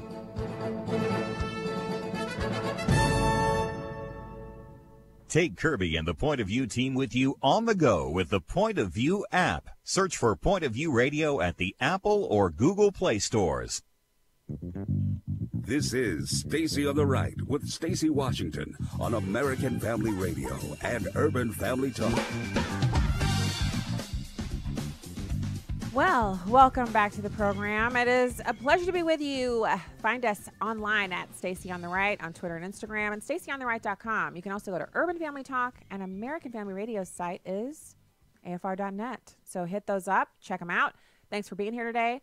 It's my pleasure to welcome Jordan Chambly, head editor for Engage Magazine, to talk with us about the Orange Letter campaign. Jordan, thank you for joining in today. Well, thanks for having me. Yeah, so let's talk about this. The 2019 Orange Letter campaign, we're teaming up. It's AFA and Engage Magazine teaming up with Uncharted Ministries and Voice of the Martyrs to bless Christian widows in Nigeria. Can you first tell us about the timeline of how this came to be at all? Yeah, the Orange Letter campaign started in 2015 where we were partnering with E3 Partners and Tom Doyle of E3 Partners, and we were just talking. We were like, wouldn't it be really cool to be able to connect our audience to a way to reach out to persecuted Christians around the world? And this is sort of on the tailcoats of when the video went viral of the 21 Coptic Christians being beheaded by ISIS on the beaches in Egypt. And so the orange of their jumpsuits in that video became sort of a rallying point for people, for Christians on social media to show their solidarity for persecuted Christians around the world. So that was an opportunity for us to create the Orange Letter campaign, and that's our effort to get letters from our audience and translate them into whatever language we need to translate them into and get them into the hands of persecuted Christians. All right, so what is it that you're asking the good people of American Family Radio to do? Yeah, well, first of all, I would say if you want to participate, please pray and spend time in the Word, and from the overflow of that, write your letter, and it can be a prayer, it can be scripture, it can be a personal letter from you, and then send that to orange@afa.net, and that's the color orange at afa.net. And we will turn that over to Uncharted Ministries. They'll translate it if need be, and then they will hand-deliver these letters to the widows in Nigeria. So this is impactful in what way? To talk to the listeners about what their letter will be, what it means to the people who receive it, et cetera, et cetera. Yeah, well, one of our previous campaigns, when we went to Syria, we reached out to the Christians in Syria. The response from that was phenomenal and really affecting us and our team on a personal level. When Tom Doyle of E3 Partners came back and said that the people clutched the letters and sobbed over them, and they just never had that connection to the church international before. And I mean, you can imagine living in a place like Syria where most of these people don't have access to things like the internet, and they're just sort of whatever is local, that's their world. And suddenly the body of Christ comes together and reaches out to them. and they had no idea we had any idea what was going on with them. And so for them to know that we were praying for them and that we were thinking of them, it really it did a lot for them to strengthen them and encourage them in their faith. And then when we heard that report from Tom and his team, it did the same for us. We were encouraged to keep pressing on and to follow the example of those people who are living in much more dire situations than we are. And when we say dire situations, I mean, obviously listeners are aware of what's going on in Syria, the war-torn country. A lot of Syrians are reluctantly coming to the United States and other nations to kind of wait out the end of this because they want to return to their homeland. And but when you say they're literally kind of gobsmacked by this idea that Christians from somewhere else know their plight, they're assuming that they're suffering alone, that they don't have anyone who knows what's going on with them. And so the letters represent, literally, it's like saying, we see you, we know you're there, we're praying for you, and they need this encouragement. Yeah, definitely. And again, like the effect on us, and this was totally unexpected. The effect on us was very, very profound. And just reading the report that came back from when they handed over the letters, we had no idea that it would affect us the way it did. So people can send an emailed letter. So it doesn't have to be a paper one. You can type it out. About how long would you recommend the letter is? Because a lot of people will kind of say, well, what do I like? How long should it be? You know, it can be pretty short. It doesn't have to be long at all. If you want to do a paragraph or two, that's more than enough. And honestly, anything, any thought or any prayer from you is very effective when it's put into the hands of these people. Perfect. So the place to send your email is orange, like the actual fruit, orange at afa.net. You can shoot that off while you're listening to the rest of the show or while you're doing something else and you're already on your laptop. Just quickly shoot out what you feel like God has on your heart to encourage these Christians who are in war-torn countries and really experiencing things that we as Americans, we don't have to worry about these things. We don't have to deal with these things. And so it's something that we can do to encourage them. And it's something simple and easy and fast. And it's free also. It doesn't cost any money. Right. That's exactly right. And the situation in Nigeria, too. I mean, we have articles up on engagemagazine.net if people want to go and get some context. But the situation in Nigeria is interesting. The northern half of Nigeria is under Sharia law for the most part. And so that kind of frames the idea of what those Christians are going through. So how do they get the letters when they're living under Sharia? Because when I was in Saudi Arabia, they opened all of my mail that my parents and then at the time my husband was my boyfriend, they sent everything they sent to me was opened and read before they sent it on to me actually in the country. Yeah. Well, I say the northern half is under Sharia law. The southern half is actually very secular and modernized in a lot of ways. So I'm sure when Uncharted goes over there to hand deliver the letters, they'll probably go through the southern half. And again, like one of our previous campaigns that we did when we focused on North Korea, we had to be pretty creative and broadcast, basically hijack the airwaves of North Korea from South Korea and broadcast the letters that way. So there's ways of getting in. Wow. All right. So this is like guerrilla Christianity, listeners. You can get involved in some of that. If you're like me and you have a little bit of a militant side to you that sometimes rears its head and you have to tamp it down. This is one of those chances. You send an email and then you never know what Jordan and his team are going to do to get your email into the hands of the person you're sending it to. They may hijack airwaves. They may drop letters, like just drop them out of the sky. They may send them in with drones. We don't know what Jordan and his team are going to do, but we do know they're determined to get the letters there. They're praying over them, and they're going to accomplish their mission. So quick note of encouragement to a fellow Christian in a foreign land. I believe that's how we store up our blessings in heaven because God sees that. And that encouragement, it means so much to these people. good Christians who aren't blessed to live in a land like we live in, where we can just go to Bible study. We want to get encouragement, we can just go online. You know, we can buy cards, we can do whatever we want. So it's a great time to participate, and especially for the kickoff of the Christmas season. Orange@afa.net is where you can send your letter. And what's the website for Engage Magazine again? It's engagemagazine.net, and all the information about the campaign is there. Perfect. All right, Jordan, thank you for coming on today. Well, thank you. Blessings on everything. I know it's going to be awesome. And let us know if you're using drones or some other alternative method. We're interested. It might be in that. classified. I don't know. Oh, I think I have clearance. Are you kidding me? I have clearance. I know I do. All right. I know I do. All right, Jordan, thank you so much. All right, thank you. All right, talk to you again soon. Jordan Chambly, head editor for Engage Magazine. EngageMagazine.net is where you can find out more. The website again is, or the email address again is orange@afa.net. So good to have him doing that, and really a great way for us to encourage each other. You know, it's not abnormal. It's not really a sin, if you will. We are blessed and we take it for granted because it's just our normal everyday situation. But we have an opportunity to participate in uplifting others. So really be great to take part in that. So now I did prep you about this. It's basically a quick little news hit that this guy does on a regular basis. And there's nothing in and of itself that's so scary about what he's saying, except he's not presenting the position of the mainstream leftist media. What he's saying is that it is fine. It's fine for us to have a wall. It's fine for us to defend our border with tear gas. So listen to him. It's an interesting piece that he has here. It's number one. The migrant crisis on our southern border has greatly escalated.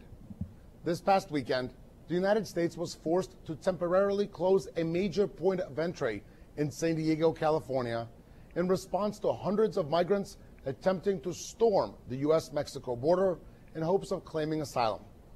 Dozens of migrants attacked U.S. border enforcement by throwing rocks and bottles. Ultimately, American authorities had to use tear gas to stop the attacks. Some on the left, such as Democrat Congresswoman Maxine Waters, were immediately up in arms about our president and his team standing up for our men and women in uniform and for our national security. The fact of the matter is that this is an attempted invasion of our country, period. Our border must remain intact and secure. It is not a partisan position to believe that our immigration system is broken and needs to be fixed. However, it unfortunately appears that there are many on the left who believe it is wrong to defend our country and abide by the rule of law. I would bet that many of those same people live behind walls and locked doors, but do not want to afford this same benefit to our country as a whole. Here's the bottom line.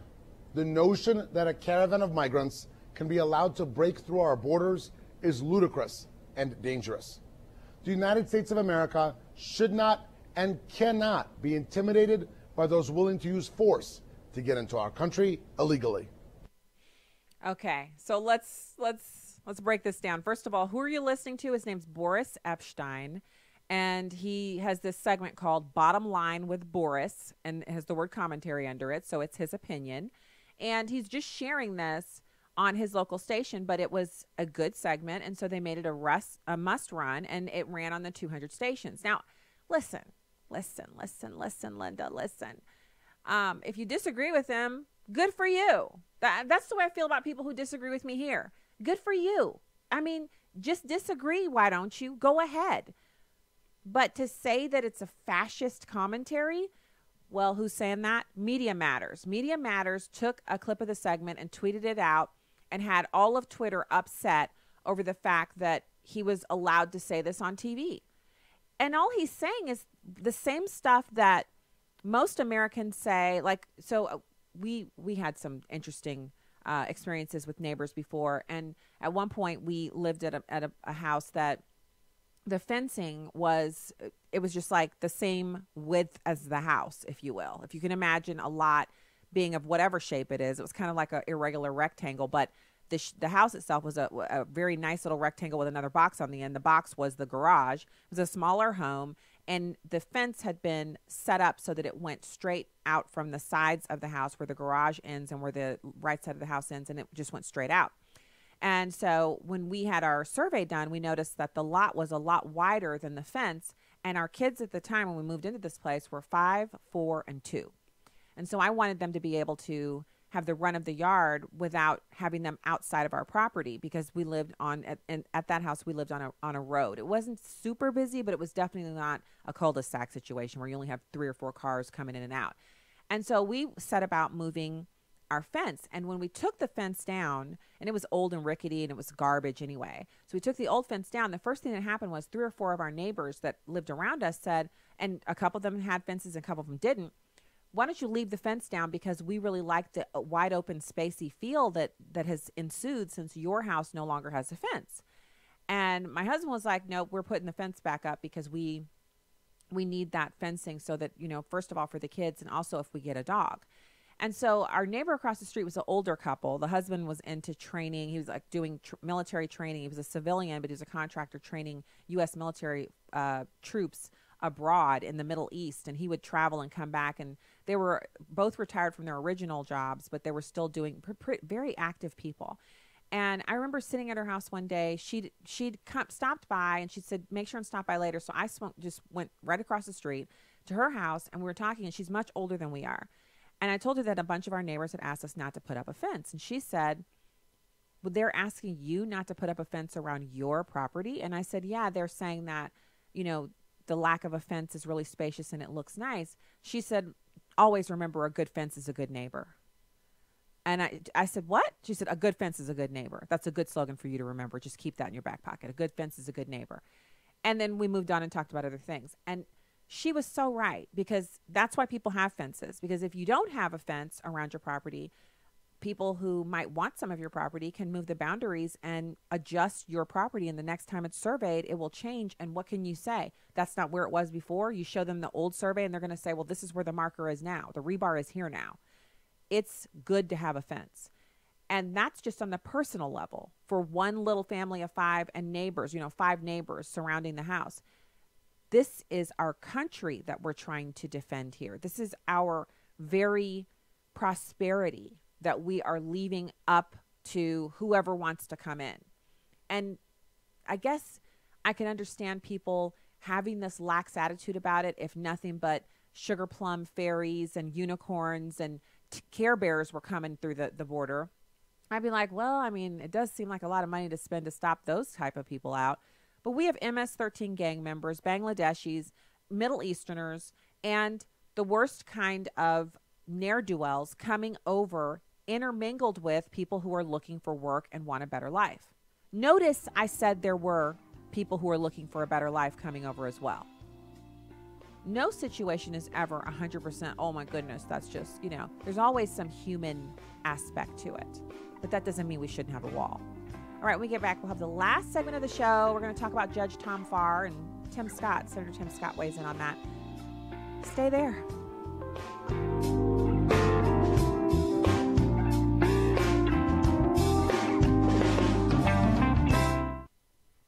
Hi, this is Steve Tiber with 8 Days of Hope. We've seen God open up so many doors for us to help serve and love those who get affected by a natural disaster. As the trees and the wind started crashing down around us, my wife was, of course, very diligently praying, Lord, please be with us. Very simply, we do it because God commands us to love others. I see these volunteers all as a gift from God. And I'm just grateful they're here, helping out. It's a blessing. If you're interested in becoming a part of what God's doing through 8 Days of Hope, please go to 8daysofhope.com, click on Get Involved, submit your email address. I've noticed that whenever there's a time in my life when things might be a little gloomy, the number one thing that I can do is to go serve somebody. And I would encourage anyone else to, it's worth it. Come out and do it next time if you didn't make it to this one, and the Father will really bless you in it. Thank you so much for your prayers and volunteering with 8 Days of Hope. As we all know, Jesus is the reason for the season. But sadly, there are some folks who don't. Join the American Family Association and spread the word by ordering our Keep Christ in Christmas wristbands. You can purchase them in sets of 10, and if you buy more, you'll save more. Order by December 14th to receive them just in time for Christmas. You can share them with anyone. We just want to remind people that you can't have Christmas without Christ. Order yours now at afastore.net. Nothing can get done in the United States Senate for good unless we end the legislative filibuster. We're urging you today to call your senator and ask them to end the legislative filibuster so that we can defund Planned Parenthood, the largest abortion provider in America. Call the Capitol Switchboard at 202-224-3121. That's 202-224-3121, or go to afaaction.net. I'm Hank Weinblum, seeking refuge from Thanksgiving leftovers with your word of the week. It's a concept that dates back to the beginning of civilization. Migrants seeking asylum. Asylum. Someone who is persecuted in their own country seeks the protection of another country. President Trump recently signed a proclamation that bans immigrants from seeking asylum if they enter the U.S. illegally. The idea of asylum was understood by the ancient Egyptians and Hebrews. The word is rooted in Greek for refuge. It became a tenet of Christianity 1,500 years ago when anyone, including criminals, could take asylum in a church. If they apply for asylum, we're going to hold them. Asylum implies protection for those who need it, such as mentally ill people. That's how the term insane asylum came into use. Coming here for a better job, better life doesn't qualify for asylum. So you can request asylum, but that doesn't mean you'll get it. And if they don't get asylum, they get out. With your word of the week, Hank Weinblum, Fox News. You can watch a live stream of the show on Facebook or YouTube at Stacy on the Right. Now, back to the show on American Family Radio and Urban Family Talk. The fact of the matter is that we can agree to disagree on a specific nominee. I don't remember all those folks coming out and saying, good job, when I shot down an administration appointment to the courts just about 2 or 3 months ago. So I'm going to take my hits, and frankly, that comes with the territory. At the end of the day, my goal is to do the right thing. One of the reasons why I called and spoke to the author of the DOJ memo from 28 years ago was to understand and appreciate what role Tom Farr played in the Helms campaign. If he was the architect of that nasty racist campaign, I would have been a no without any question. What I found so far from appointees of the Obama administration to my conversations with the author of the memo is that he was in fact not the architect of the campaign, and that the character witnesses from the Obama administration coming forward on behalf of Tom Farr have been pretty strong. But I am continuing my research because the thing I hold myself accountable for is doing the right thing, not the politically acceptable, not the politically expedient, but the right thing based on the evidence. And so far, the evidence is pointing me towards the vote that I took today, and I will continue this journey through the night and into tomorrow and make the best decision I can and sleep with a good conscience. And that was Senator Tim Scott talking about his vote to move one of the judicial candidates out of committee to the general floor for a vote. And his name's Tom Farr. He has actually been through the Senate Judiciary Committee hearing to be a nominee. He is up for the position of judge on the United States District Court for the Eastern District of North Carolina. And, you know, he's been kind of waiting for this to go through for quite some time now. Now, we know the Democrats will stop at nothing to derail nominations of qualified individuals and that the race card will be tossed. But the Kavanaugh hearing really introduced us to a new level of low from the Democrats in that they were willing to assassinate the character of an innocent man and to completely call into question the concept of innocent until proven guilty, which every black person in America should have, their ears should have been up and burning, thinking, wait a minute now. Now, wait a minute, you know, because any person can call out their own political party. That is what we are supposed to do. Rather than saying, well, I'm no longer a Democrat, I'm an independent, but you're still voting with them lockstep. How about just calling them out? How about just saying you can't have my votes as long as you're calling into question that a man or a woman who's an American citizen isn't innocent until proven guilty? That's despotic. That is a dictatorship type of an attitude. Instead of saying it's Donald Trump who is a dictator, how about the Democrats are trying to usher in a dictatorship where the word of one person can send you to jail for the rest of your life, or even the death penalty, because you're not innocent until proven guilty. That's gulag status. That's North Korea. That's China. That's not America. So you've got this nominee. His name's Tom Farr. He's from North Carolina. He was appointed by President Trump for a vacancy on the U.S. District Court that sits in Raleigh. And it's the site, that location is the site of multiple fights over election process laws and congressional redistricting. So it's a hotbed for political activity that the Democrats want to control. The seat has been vacant since 2006. Not 2016, 2006. It's the longest vacancy on the federal bench nationwide, and Farr is experiencing ritual defamation by Democrats. Now, what is it that he's done? Well, the unpardonable sin of representing the state of North Carolina and defending North Carolina's voter ID and election integrity laws. He went there. He also believes in voter ID. Now, Democrats think that voter ID is the second coming of Jim Crow because they don't think black people are smart enough to be able to get an identification. Whether it's a card or a piece of paper or a postcard, we blacks, we just don't have those skills. We don't have the necessary documentation because we're all older than 99 years old, or we're just too dumb to be able to get an ID, even though we use banks and we check books out of the library and we have driver's licenses because we drive cars. Even though we work at places that issue us paper checks where you need to have a bank account in order to cash your check, or even if you're going to one of those kind of secondary banks at Walmart or somewhere and you go there, you still need some ID to be able to cash your check. But everyone else in America can do that except blacks. When a black person's asked for their ID, that's because the person who's asking is some kind of Jim Crow racist who wants to put black folks in chains. Oh, yeah.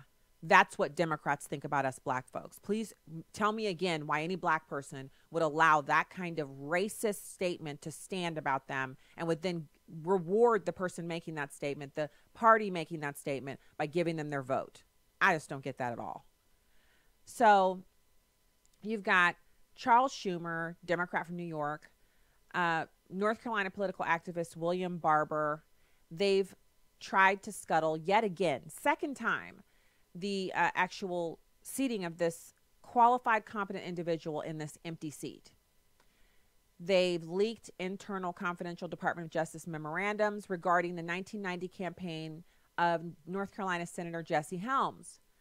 The problem with the leaking of that memorandum is that it actually exonerates Farr from the racial smears that they're trying to make stick. The memorandum is about a legally dubious case against the North Carolina Republican Party under the voter intimidation provisions of the Voter Rights Act. The department alleged that a targeted card mailed to black voters was voter intimidation. Now, Helms' defendants quickly settled the case in 1990. Since then, intervening case law and decisions by the DOJ, such as the dismissal of portions of the new Black Panther voter intimidation case, call into question the viability of the theory the DOJ advanced back in 1990. The leaked confidential memo was used as a weapon inside DOJ by ideologically motivated department lawyers, some of whom now work for left-wing advocacy groups. They wanted to advance an overly expansive approach to federal power that could intrude on some forms of political speech, namely any speech by a Republican, racial, any speech by a Democrat, edifying to the body and should be repeated numerous times, forced onto people whether they want to hear it or not. Yet the leaked memo amazingly demonstrates that Farr advised the Helms campaign against the activities that gave rise to the DOJ action. The memo reveals that Farr specifically advised against the card mailings to voters and other activities that originally drew the DOJ scrutiny. So Farr was against the mailers, and that is what the leaked memo from the DOJ proves. Also, testimony from Democrats and Republicans who worked in the DOJ at the time fully exonerate Farr. And that's what you heard Senator Tim Scott discussing just there in that clip, is that he actually went the extra mile in his role as a member of the Senate panel that helps with these nominations. He went the extra mile to actually interview people from that time frame to talk to them about whether or not Tom Farr was instrumental in making sure that this mailer went out, had any racial animus at any point that they could prove and point to, and everything else having to do with this incident. He wanted to know for himself, so he made the phone calls and did the interviews himself. So what we know about Senator Tim Scott is that even if it's unpopular, if it has to do with racial animus, he's going to take the side of not supporting racial animus. He's also not afraid to stand alone as the only black senator in the entire Senate and say, I'm voting for this nominee, whether he's white or whatever his background, because the person is innocent. So he has a really strong record of taking stances that are true and honorable and upright.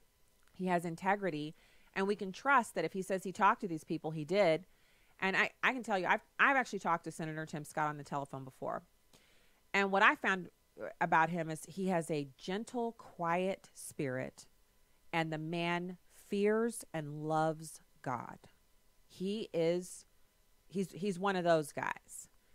And it's just so crazy that the left thinks they can defame Tom Farr in the same way they tried to defame Kavanaugh, but that they are also now attacking Tim Scott, which is their normal routine. They regularly attack him.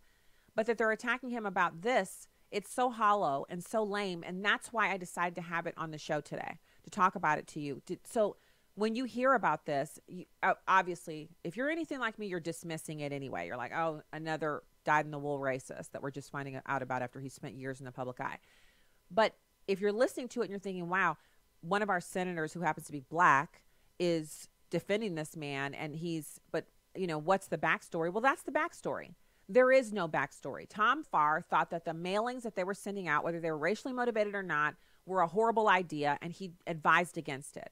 And it's on the record, thank God for him, that he did keep records and that records were maintained so that he could prove his innocence in this smear.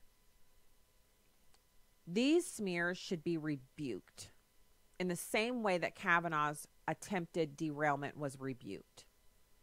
Democrats should be called on the carpet for doing this or trying to do this yet again. Tom Farr has been chosen in the past to represent North Carolina in multiple election law cases because he is a top-shelf lawyer, just the kind we want on the federal bench. The American Bar Association, after an extensive peer review process and investigation, unanimously awarded Farr a well-qualified rating twice. Of course, the ABA has never been accused of a conservative bias.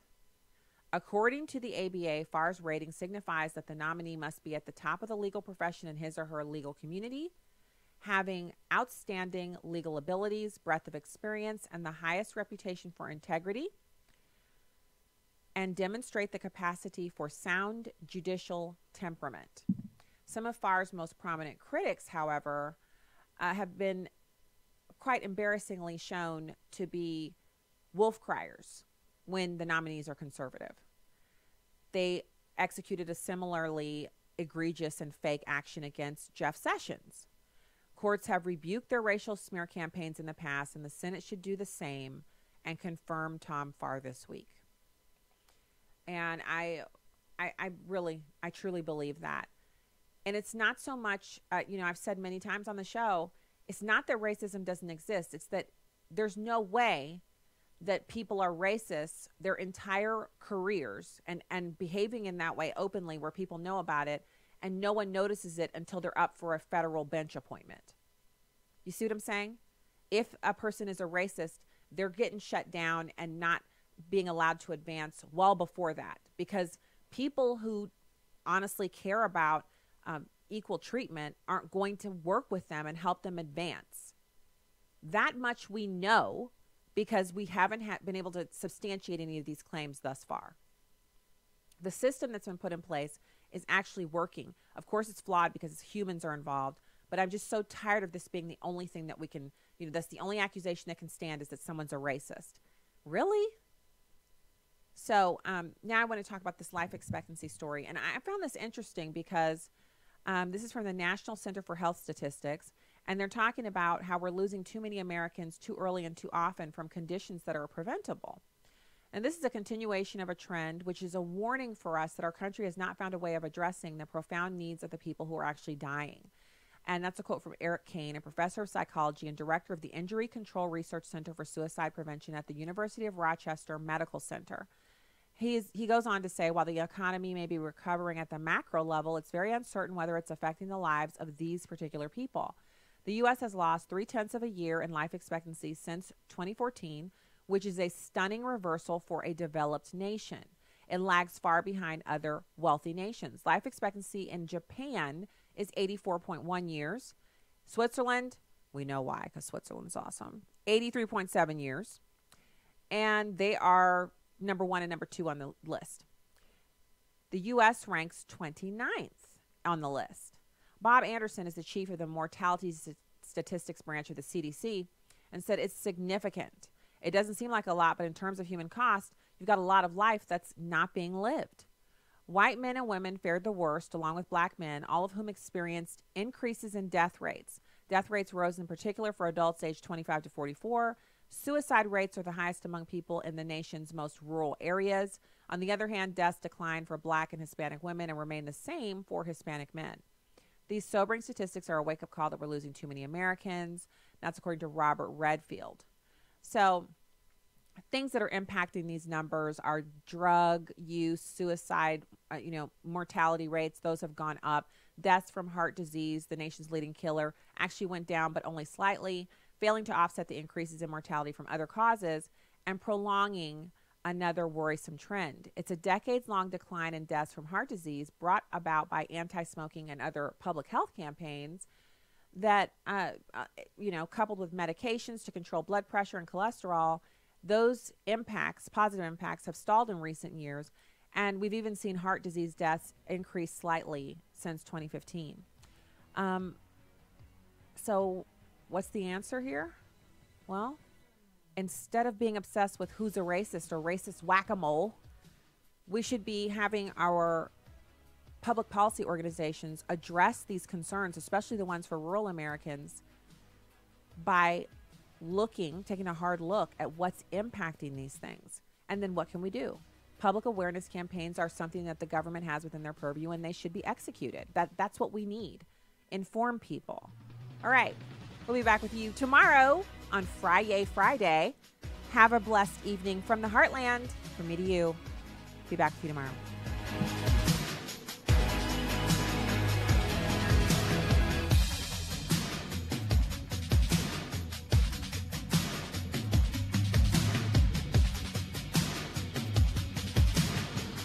The views and opinions expressed in this broadcast do not necessarily reflect those of Urban Family Talk, Urban Family Communications, or American Family Association. Urban